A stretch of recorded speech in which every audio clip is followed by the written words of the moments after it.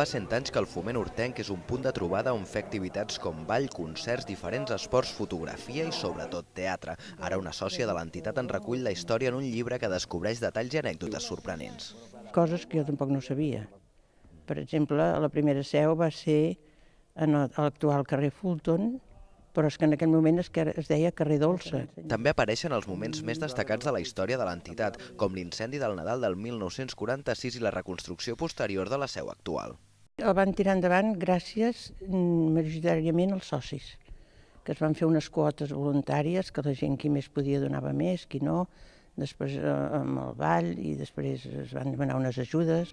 La medalla d'honor que van rebre l'any 2006 o quan els bombers els van obligar a canviar el taló i no tenien pressupost per fer-ho en són d'altres. Com ha passat en més d'una ocasió, l'enginy dels socis, en aquest cas d'un que era enginyer, va salvar la situació.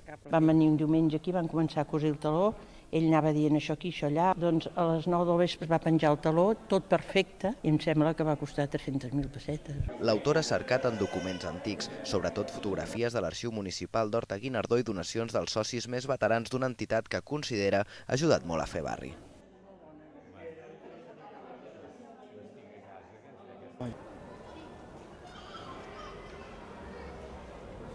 Posades en escena, i ara aquest cap de setmana és l'última.